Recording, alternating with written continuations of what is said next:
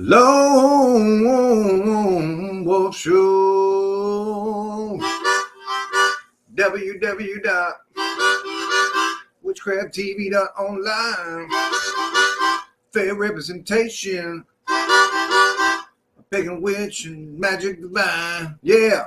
Lone Wolf Show throwback like we used to do with the jig in the beginning.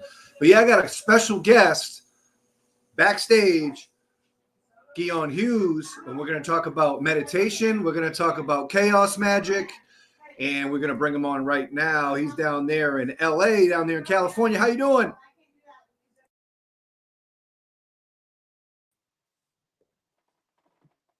I'm great. Thanks for having me. Yeah, I'm glad to have you on, man. How are things down in LA? I mean, the biggest thing that pops up is the fires that were happening down there. Did that go close to you? Not really, not that close. It was more down the coast for me. I'm in Long Beach myself, so it was Pacific Palisades. But I just came I drive around for the driver apps, like Uber, Lyft, and Uber Eats, all that kind of stuff. So I see the aftermath of all that a lot. So yeah, I was just up in Pasadena, and there's whole neighborhoods there that got taken out. So I mean, every year we have forest fires. Just this year was what happened was we had a lot of rain. Usually there's a drought. There's not a lot of rain around LA and Southern California area. We had a lot of rain, and then then we don't have rain, of course, in the summer, so it dries up. So all the plants grow a lot, then they dry up, and then when the winds pick up, all it takes is a spark to come and get the dry plants. And so there was just overabundance of dry plants. That's what they're saying. The cause was this year there was a extra, that made it go into more civilized areas, because this is they call it the chaparral. So in our areas there's certain areas that the plants are made to burn. I mean, there's certain seeds that don't even open up unless they catch on fire. I mean, this is like how they evolved. So it's part of the environment. It's just usually that's why they call them forest fires instead of wildfires. They're not around people's houses and stuff.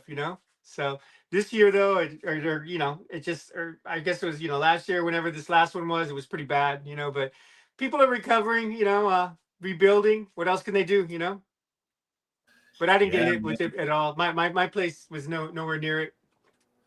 Hey, Daniel Michael, thanks for showing up and supporting the station and joining us on this Lone Wolf Show this evening.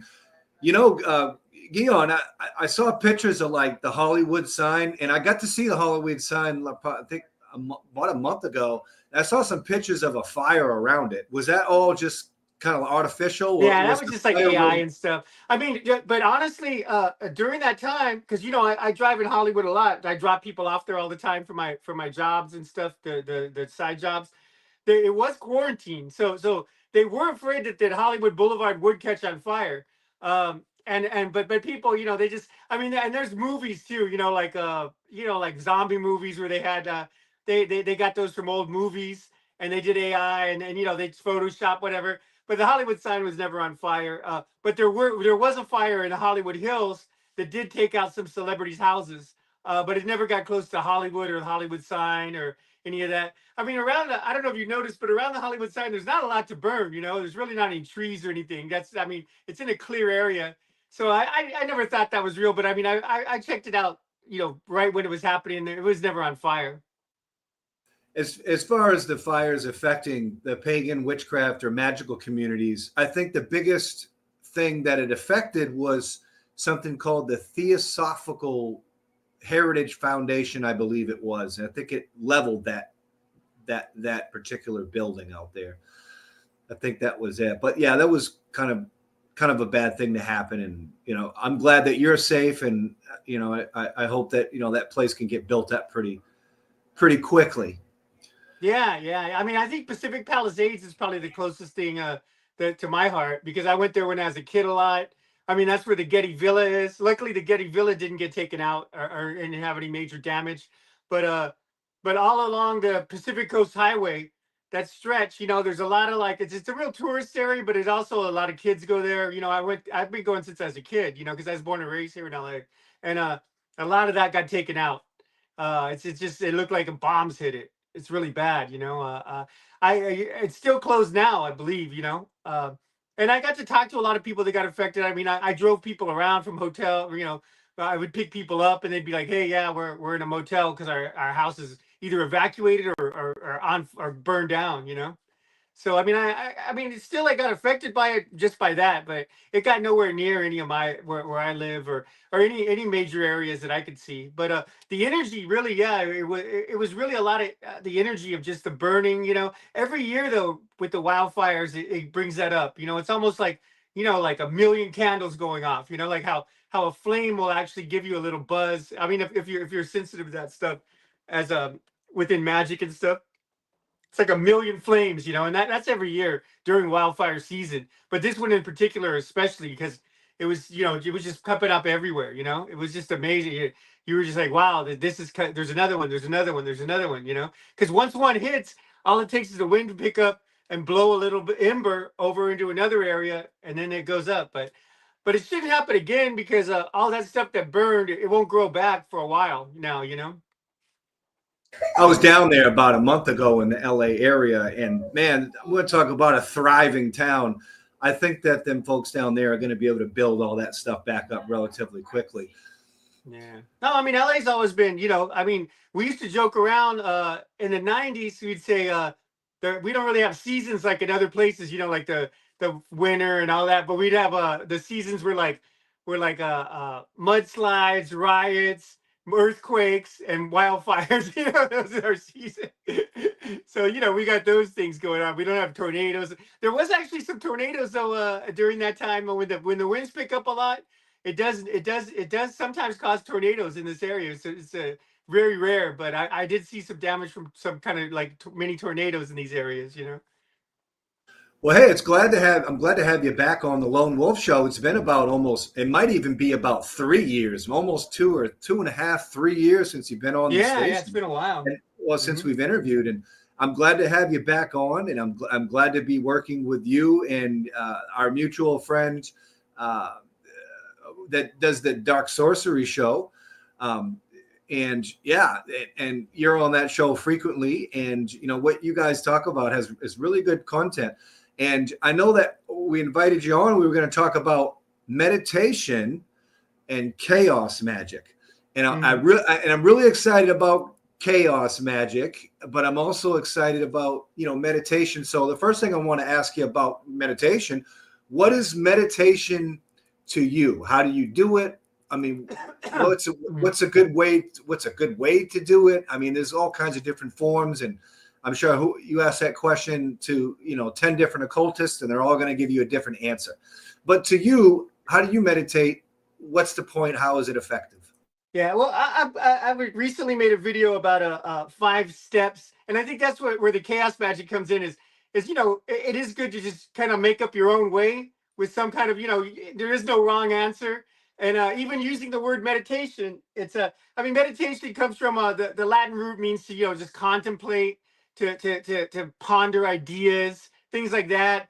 But I think modernly meditation means more like focusing on something, uh and then that comes into like what are the terms, the terminology.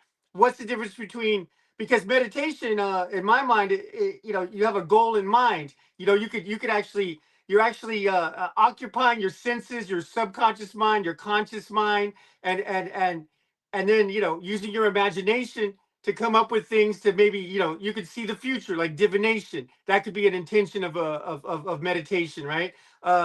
If you have no intention, then it's your intention is just to focus on like that would be like Zen meditation. Like Zazen would be meditating, almost concentrating almost on nothing, but you're still like counting your breaths. That's a common meditation within Hinduism and Buddhism. You count your breaths, you just count your breath.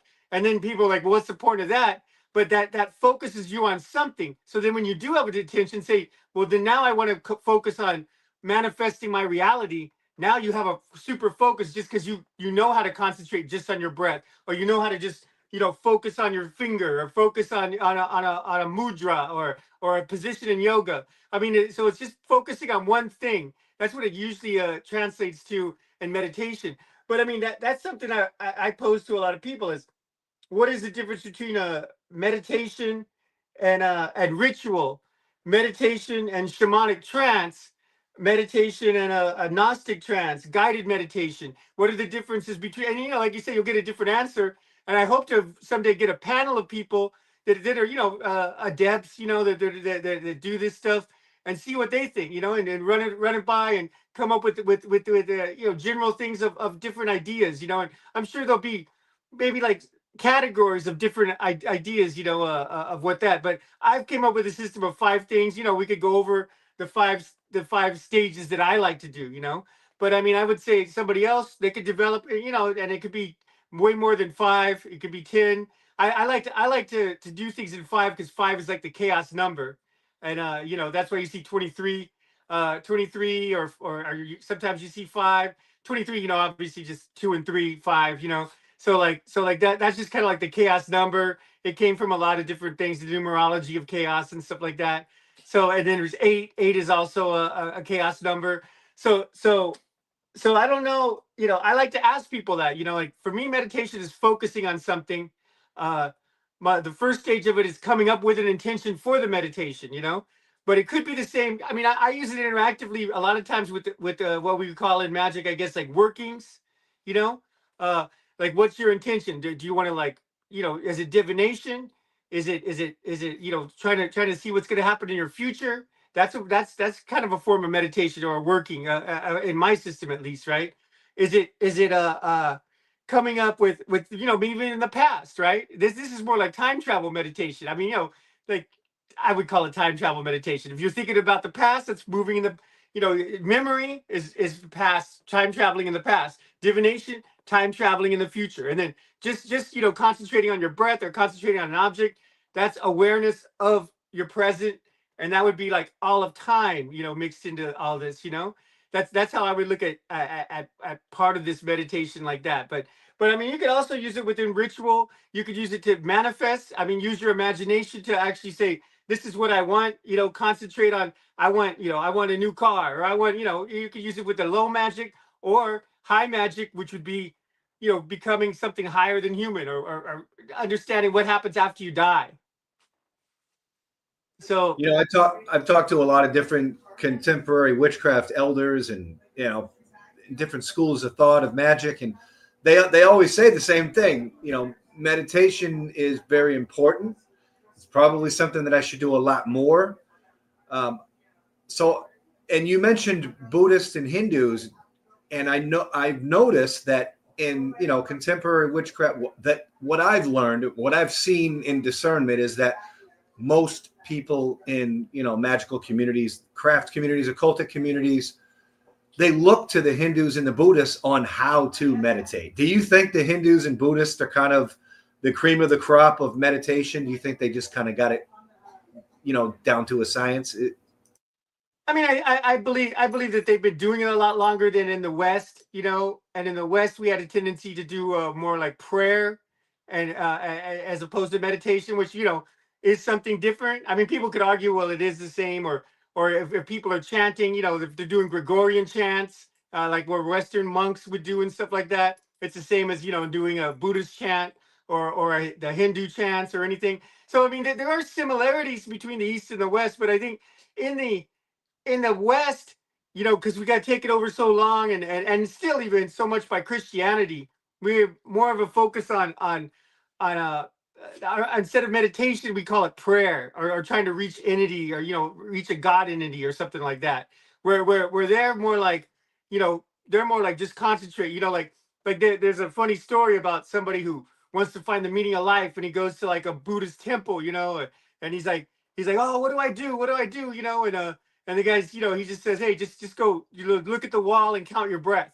That it's so underwhelming. Where he thought he was going to find secrets here, and they're just saying, just count your breaths. And that's there's a lot of stories. I mean, I've been into meditation since I was young, and I did start out reading about the different Buddhist, Zen especially. I mean, they have a really other funny story too, where and this will happen in meditation, is I'll get into this in the stages, is you'll start hallucinating, almost like you're on some kind of psychedelic trip, like a LSD or something, or people will start hallucinating when they get to a certain level, and So they have this story that a guy went to the Buddhist temple and he did the breath counting and nothing happened. He was bored and he finally got to a level where he started seeing, all these God images. He saw a golden Buddha and he saw all these images. It was amazing, all these angels and demons and all this stuff, right? And he's seeing all these visions and he goes to the master guy and he goes, look, I saw this, I saw that. He starts describing, I saw the Buddha, and he came to talk to me, he did this and that. What do I do, right? What do I do? I'm seeing all this stuff. And he says, just keep concentrating on your breathing and eventually it'll go away. So their goal is, they're very wise, a lot more wise. We're in the West, we'd say, oh, if you see an angel or you see, they have so elaborate rituals like the Abramelin to try to see your angel or whatever. And that's your whole goal, is to see your holy guardian angel and stuff like that, So it's like the East has just a whole different vibe to it, and it fits more in the term of meditation as regards to adoration or what would you say, worship, prayer, stuff like that. So praise. I mean, that stuff is so we just been, I think, in the West, and in the past we probably had that too, but in at least in recent years or last few hundred years, I think, because of Christianity, we've kind of taken away from meditation, and a lot of times people, when you say that, you think of the East automatically. You don't really think of Christian meditation or Western meditation so much. And I think that's why people go more towards the East to look at their techniques and stuff like that. Do you feel that the lesser banishing ritual of the pentagram is a form of meditation? Yeah, for sure. I think all the all ceremonial magic, all magic, all those traditions are forms of meditation. I think that they're what they're actually, and this is going into like the stages that I have. I think when we're in my definition of meditation, or you could say working or whatever, is we're we're occupying the senses. We're occupying the subconscious mind and the conscious mind, and the visual. So all this stuff, like for example, like here's a, you're probably familiar somewhat with this. This is like an Enochian tablet. It's got all these things, and this kind of confounds the visual mind. If somebody tries to read it, they don't understand it, and it occupies a certain part of our minds. They usually would be wandering and thinking about things, So, and I think that's where all that comes from, that and doing the God names and all that, because we don't understand it. It occupies the subconscious mind because it's sounds that we don't understand, and that would be so just to go in. I mean, I already said the first stage would be getting an intention. What is your intention to see about what's happening in the future, to manifest your reality in the present, to go back in the past and get old old memories that you might have forgot about, or redo things. I mean, it could be anything, right? I mean, your intention of that, and having no intention, you're just training your mind. The second thing would actually be, and this is something that you're really good at, Harold, as you were just doing with the harmonica, is nonverbal sounds. Anything that's not language, but it's a sound. So music, chanting. I mean, I use this thing. You could use, stuff like that. You got, if you put headphones on and listen to binaural beats, or any kind of like anything, as long as it's nonverbal, that occupies the subconscious mind, and that's an audio stimulation that occupies the subconscious mind, and that actually, gets part of the mind out of the way, because a big part of, I think, of my meditation, my understanding of meditation, and really when it comes down to magical working, is kind of a controlling the senses, or confounding the senses, confounding the subconscious, the conscious mind, the subconscious mind, the visual, your visual cortex, anything that you're trying to like figure things out, and you don't think anymore. You get into a stage where you're not thinking, and then you could use your imagination to actually get a goal to actually go through. So if the LBRP, or the lesser banishing ritual of the pentagram, is a form of meditation, you're actually like doing things, you're visualizing things, you're using your vocal cords, and in a certain sequence, and I get that. But I've heard of different meditations where you're trying to just calm the mind and not say anything at all. Like you're just trying to just think of nothing, just blank. And they Yeah, say yeah. that so because you're quieting the mind so much is that you're opening yourself up to hear messages from the astral, from your higher self, and all that stuff. So those are so like I almost feel like there's variables of meditation. Yeah, I Right? mean, and I think depending on the person's place, because I mean, I think somebody who's not that experienced, or it could just be that that's the way they are, they wouldn't need this outside stimulation, as far as getting into the shamanistic trance. I mean, because basically what I think you're talking about is getting into a trance, you know, getting into a trance, which some people could just get into trance. I mean, I feel I've done meditation and techniques and magic so long, since I was a teenager, and now I'm in my 50s. So I can just get into it. I don't really need outside props and sounds and stuff like that. But not everybody, and it does help to actually get other things, to get other props. I mean, it helps other people, and it helps me even still. So other things can help. The thing is just you're getting into a trance, and if you put on, if you put on headphones to listen to certain things, if you use a rattle or a drum, or anything like that, or harmonica, or you're just listening to music. You're listening to music. You're occupying the subconscious with this rhythm. And then the second part would be occupying the conscious mind, if you need that. And that's would be more like storytelling or guided meditation. So telling somebody, guiding them through, telling them a story, or guiding them through, imagine yourself doing this, imagine this technique, imagine you leaving your body, imagine imagine if you could manifest your own reality anytime. Imagine this spirit, imagine seeing this angel, imagine seeing this demon. I mean, and then you go into this whole storytelling, this whole lore, and that actually occupies more like the conscious mind. So you don't wonder yourself out of trance that way.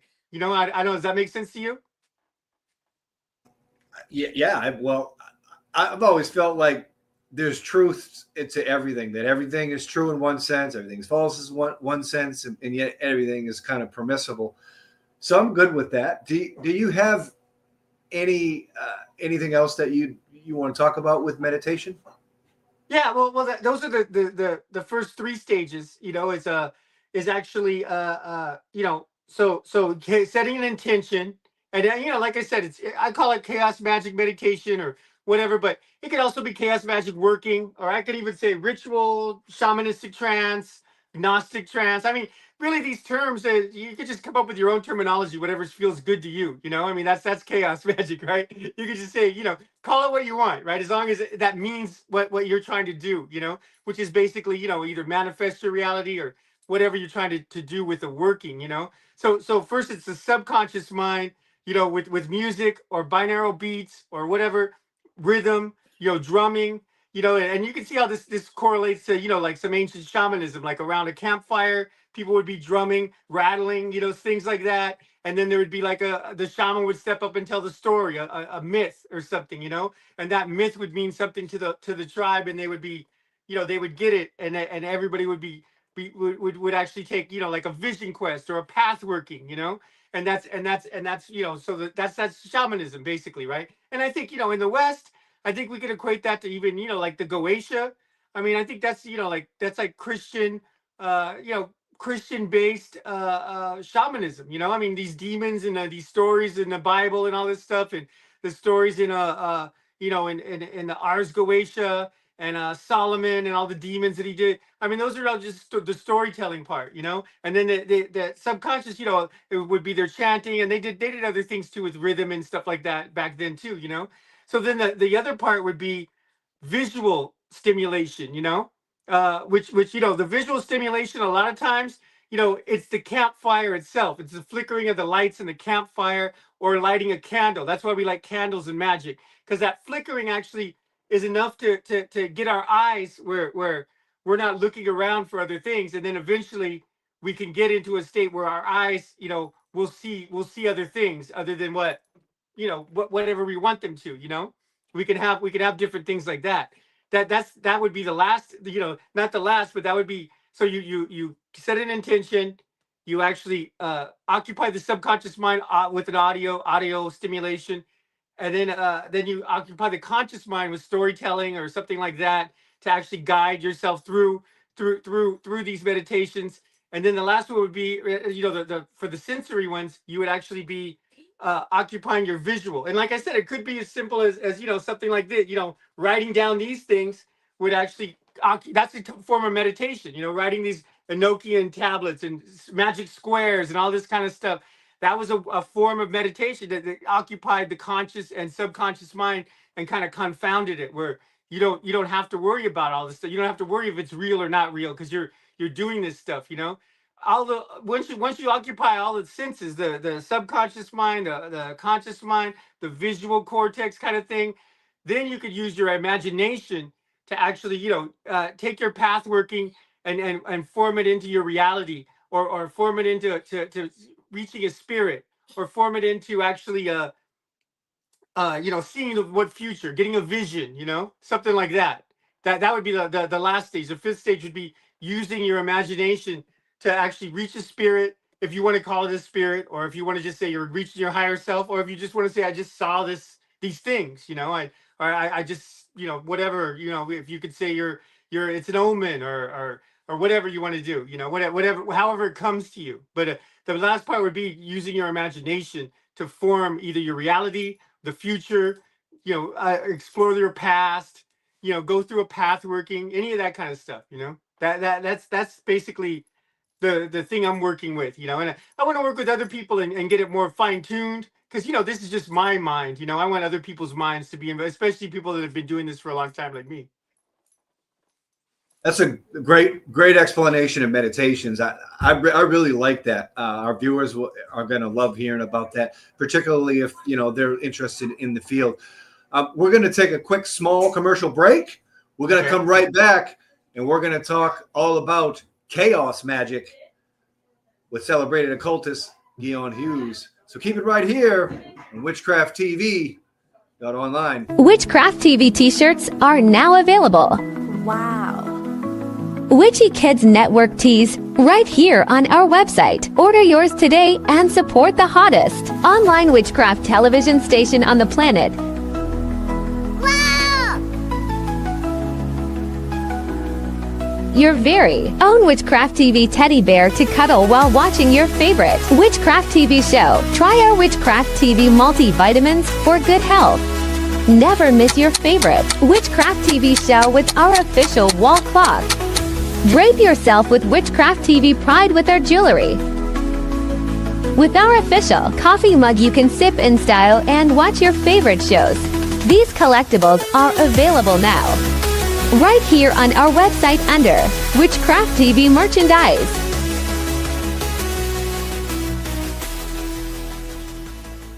Do y'all know about witchcrafttv.online? Been watching that the last couple days. Constantly going, I'm learning interesting stuff. And it turns out, apparently, I have a show there at midnight every night at witchcrafttv.online. Witchcrafttv.online. Check that out. I'm going to tune in at midnight and see what it is I'm doing there.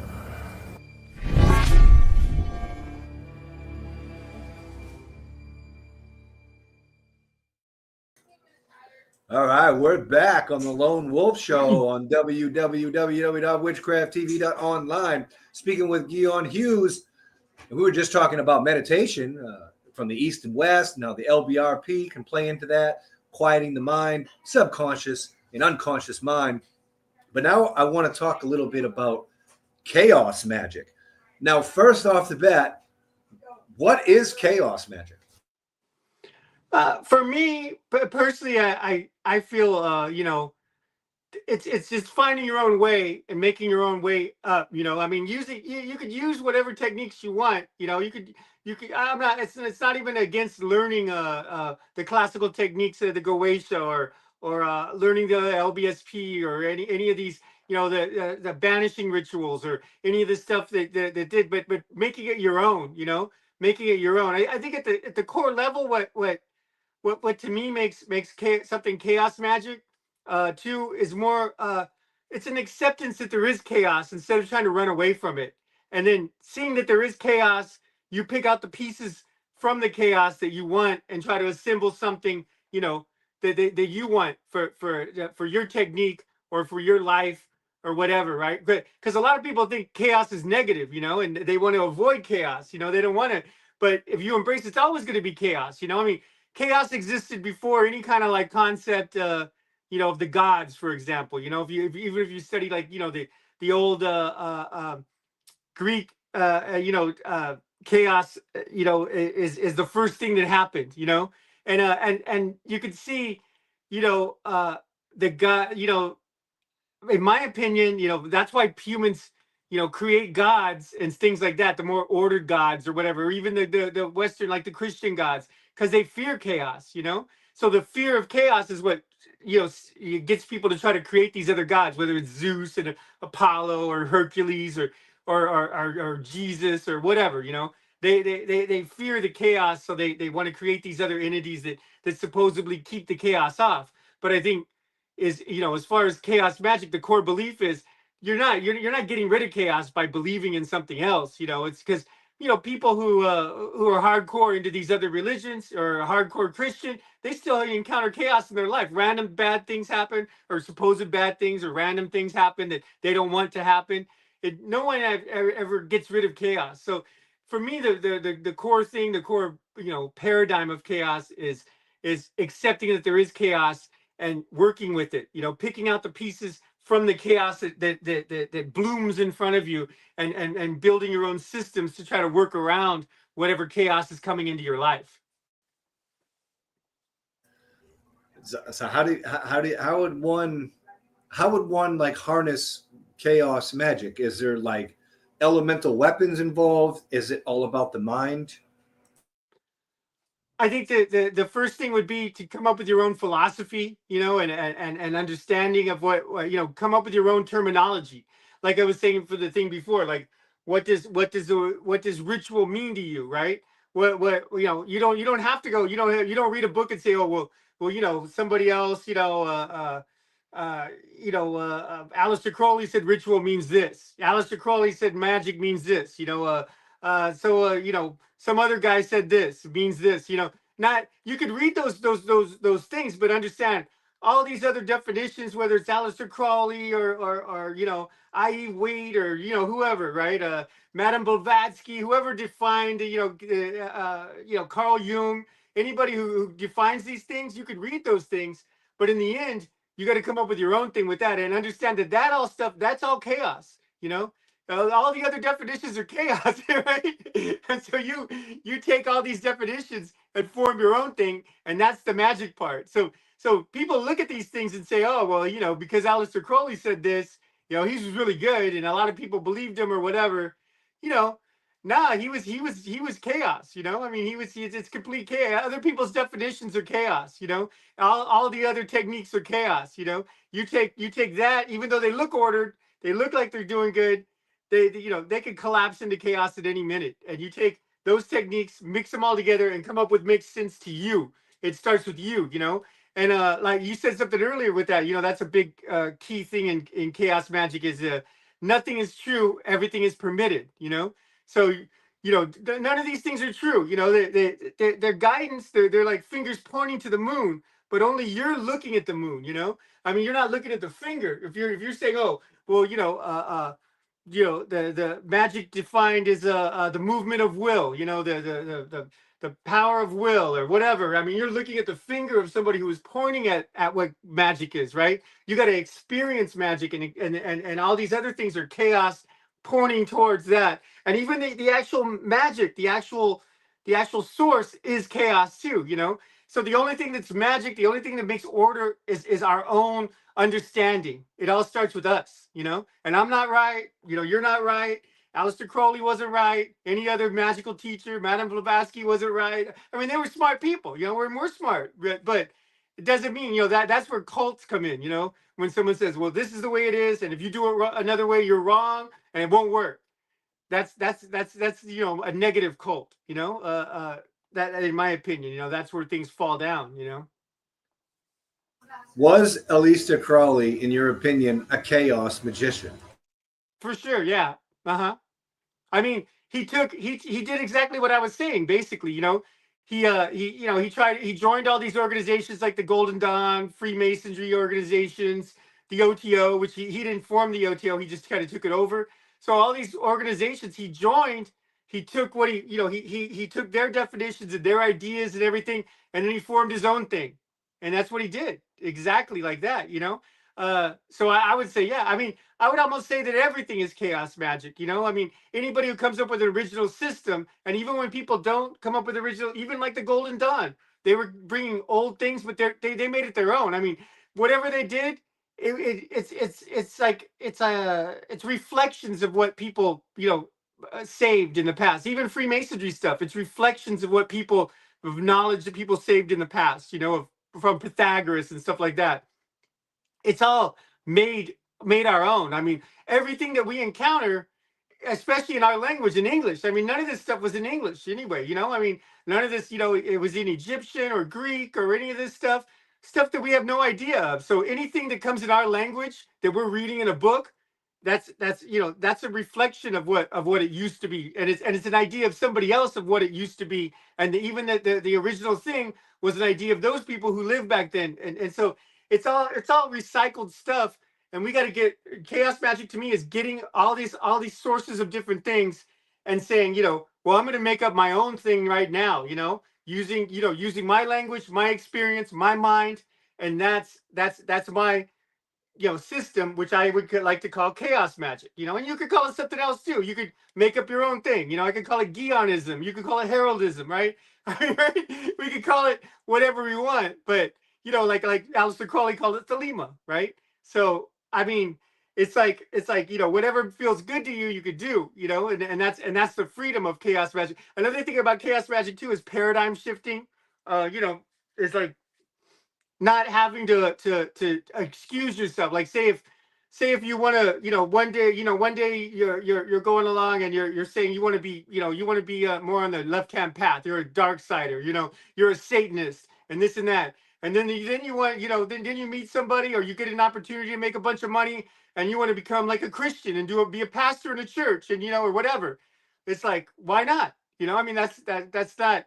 There's no truth, so you don't have to be consistent. You have to be like, well, last week you said you love Satan. Now this week you say you love Jesus. It's like they're both the same thing. It's all different things. I'm putting my own ideas together on the fly. And I don't have to be like, oh, I got to stick with this for years, and now I'm going to say, okay, I don't want to do it anymore. I mean, that's just like, these are like insecurities I think that people get, but that you have to be consistent. You got to stick with something for years and years and years. Like you got to stick with witchcraft for years before you switch to something else, and then you could say, well, I'm onto something else now, but I was witchcraft for like 10 years, so I'm okay. It's like, no, you could be witchcraft 1 year. You could be Satan, you could be, Christianity, you could be whatever, you could be a Gnostic Christian, whatever you want to do, whatever makes sense to you at the time, because it's all about us and our understanding and the way we build our philosophies and systems of magic.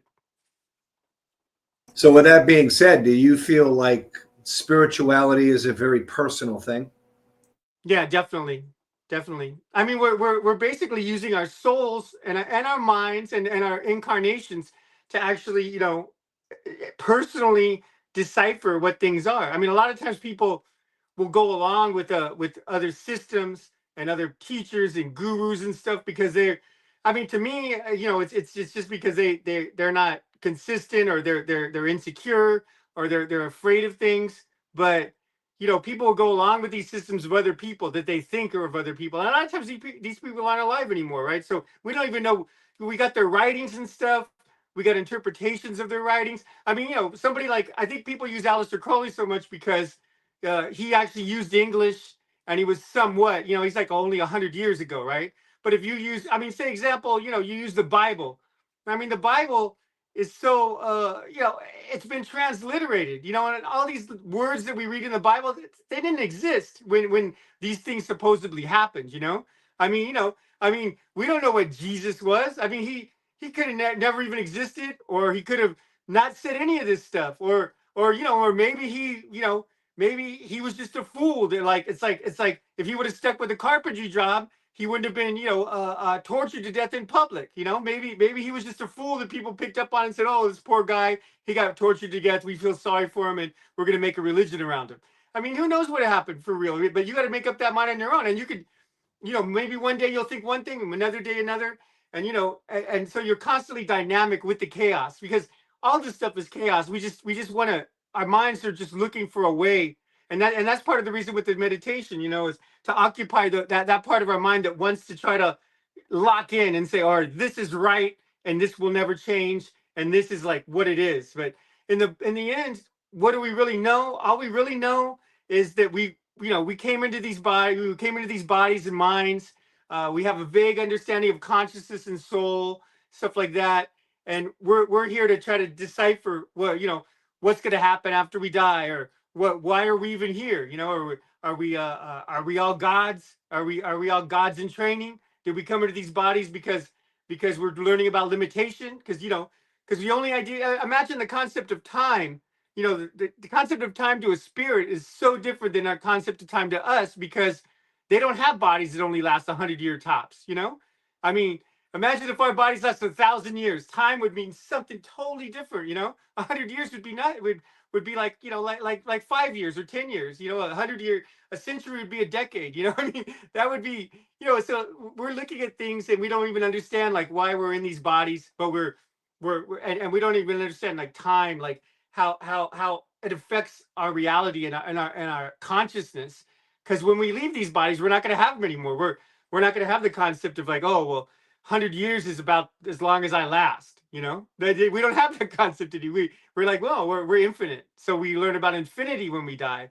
Here we're learning about limitation. I mean, that's how I look at it. But like we both studied with Lon, and he really used to always say, we're here, we're gods out of whack. So we're learning how to be something that, and even these terms, like I said, terminology is a big thing in chaos magic. In the final analysis, in the end, what is God, devil, demon, angel? I mean, anything you could, whatever, egregor, any of these things that people gnome, fairy, all these things are just ways of understanding. Put humans get words that people make up, terminology that humans make up to put their head around what spirits are. And spirits is another word that just means, what does that mean? I mean, it's just we're trying to get terminology, but in chaos, the terminology never works. So it could mean whatever you want it to mean. Does that make sense? Yeah, like I was saying, earlier before, I was saying everything's true in one sense, false in one sense. Everything's permissible. So absolutely, it makes sense. Yeah. In terms of chaos magic in modern times, what would you recommend for someone that's fascinated by chaos magic and wants to learn more, as far as books or teachers in modern time? What would be a good starting point for someone wanting to walk that path or learn more? I mean, I really like the Peter J. Carroll, with the Psychonaut and Liber Null. I mean, those are good. Ray Sherwin. I mean, so what? Here's kind of the progression of the chaos magic is I would say this concept that I'm talking of always existed. People just never call it chaos magic, right? Because that was just not terminology that people would use, and those words didn't even exist 500 years ago, right? Chaos and magic meant something totally different, right? I mean, these are English words. We're coming up with our own concepts. I mean, the progression of chaos magic, it came in. People usually say that the first person who was a chaos magician who brought chaos, people could argue Aleister Crowley too, right? In a more ordered way, but was Austin Osman Spare. Have you ever heard of Austin Osman Spare? No, I haven't. Okay, so Austin Osman Spare was a contemporary of Aleister Crowley, and he actually did he did some books. They're really hard to read.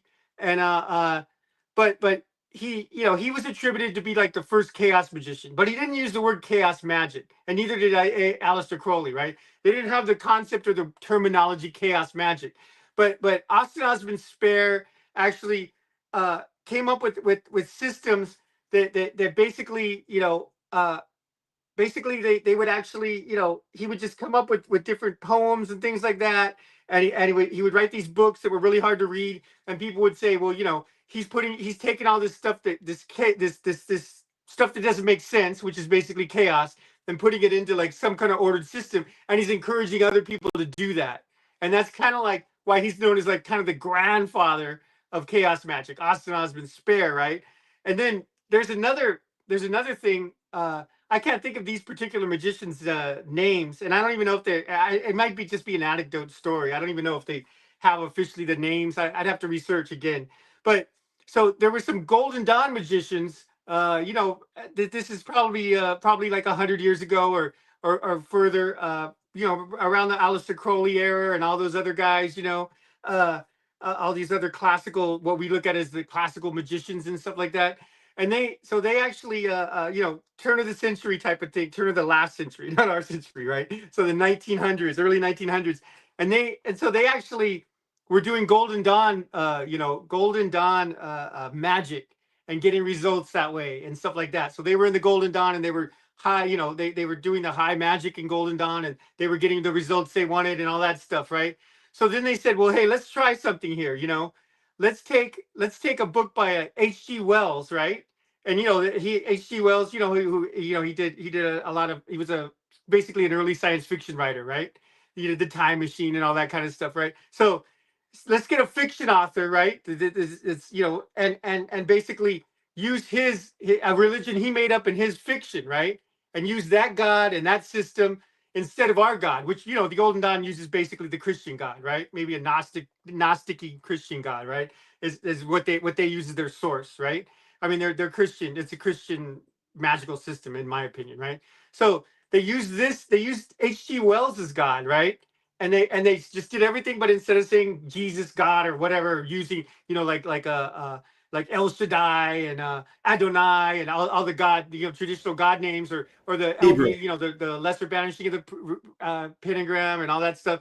They would use other names of these fictional gods that H.G. Wells made up, and they found that they were just getting the same results, and that's something in chaos magic they call belief as tool, right? So the belief is just a tool, It doesn't. I mean, if you believe in, it's in your mind, that you believe what you're doing is real, is right, and you could say it's Jesus, you could say it's the devil, you could say it's Satan, you could say it's Lucifer, you could say it's I don't know, the Baphomet, you could say, I mean, whatever your source is, it's your idea. As long as you believe in it, that's what it is. It's just a tool, these entities are just made up. That's your imagination, but your imagination is powerful enough to get all the results you want, so that's where I'm coming from with that. That's how I think about the whole thing. That's with chaos magic. So anyway, I forgot my train of thought a little bit. So those guys, that basically, they didn't call it chaos magic still, right? The first terminology, the first people to use the term chaos magic was actually in the 1970s with all these guys from England, right? Peter J. Carroll, Ray Sherwin. I can't think of some other guys, but there was a group. They had a group. What was it called? I can't think it's escaping me at the time, but they had an actual chaos, which is kind of an oxymoron, right? A chaos magic order or whatever, right?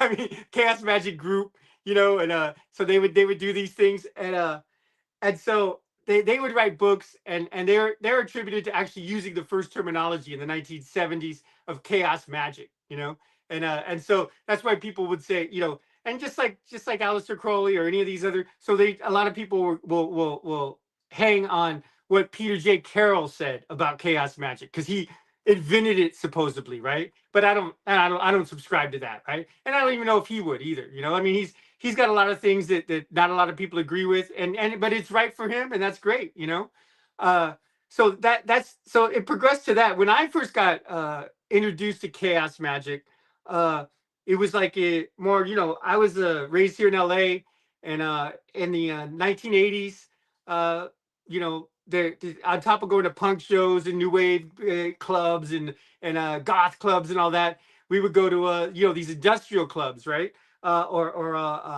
We call it noise industrial, those kind of scenes, right? So I saw Psychic Youth, right? And Psychic Youth and Genesis P. Ogridge was that was his group, and so at the merch stand, they had this little cardboard box thing. It was a chaos magic kit, and it had these little cards in it. And back then, in the 80s, this is the middle of the Satanic Panic. They didn't have all this stuff. You couldn't just go on Amazon and order a bunch of chaos magic books. Or I mean, even the ones in the 70s existed, like Liber Null and Psychonaut and the Book of Results and these kind of things. They even had later on books that were called Chaos Magic or whatever, but those were very rare. They were in very rare bookstores. It was really hard to get your hands on. A lot of people, most people didn't even know about them. The whole idea, I believe that they came up with the whole concept because chaos theory was just coming into, which is a real theory in physics and stuff like that.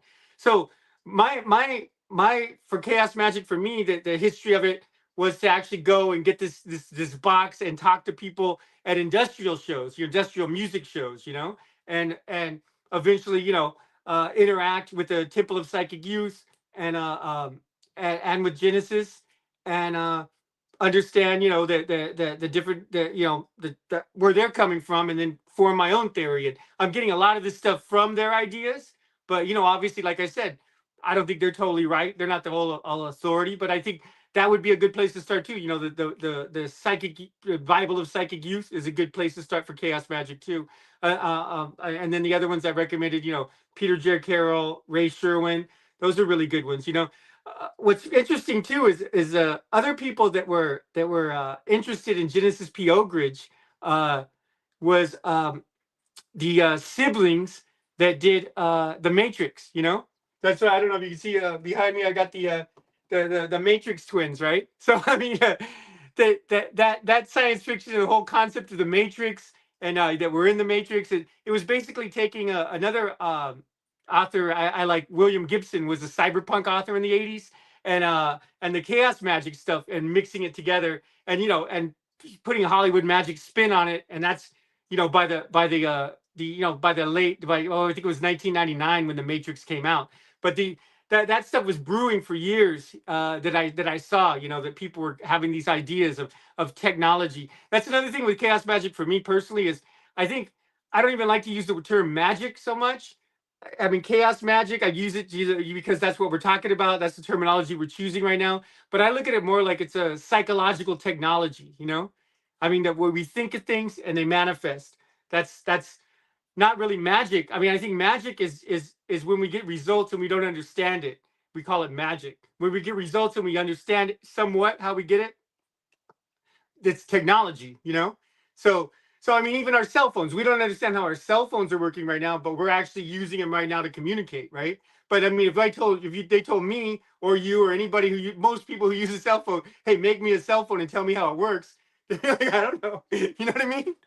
So we somewhat understand it though. So we don't call it magic, but it is really magic because we don't we couldn't make it. I mean, other machines can only make it at this point, So it is really magic, but because we don't understand it, but we don't call it that because we know it's technology. We know that it's not like, a spirit isn't manifesting our cell phones, right? Or something, or God isn't just giving us or an alien isn't landing and handing you a cell phone. That would be more like a magic because it's undescribable, So that's the terminology and a little bit of history of the chaos magic and of for me. And I've been doing it for a long time. Like I said, I started going out here in LA when I was 13. I'm still going out now at 55. I encountered the occult, when I was 7, and necromancy, when my grandfather died in front of me, and his spirit came back and taught me a lot of things. I started probably reading witchcraft books, and I mean, back then the only 2 books you could really get that actually had magical systems in the 80s, were the Necronomicon, Simon Necronomicon, and the Satanic Bible, which both of those have a pretty, I mean, and the reason they would sell them because people thought they were jokes, they thought they were satire, and a lot of it is, but there are actual magical systems in those books that you could follow, and they work. But I consider those chaos magic too, you know. Well, hey, I appreciate you coming on the Lone Wolf Show. You know, it's great catching up with you. I appreciate the conversation with meditation and chaos magic. And yeah, man, thanks. I appreciate it. We need more content about ceremonial magic, chaos magic, and meditation. So I appreciate that. Upcoming shows this weekend, we have Alexander Cabot, the first priesthood from the Cabot tradition, coming right here on the Lone Wolf Show, where he's talking about Stonehenge and his trek all across England, particularly Scotland. And he is going to have a special guest with him as well. So keep it right here on www.witchcrafttv.online. We are a fair representation of all pagan witch and magic paths. Merry part for now, and we'll see you soon. All right, thanks for having me.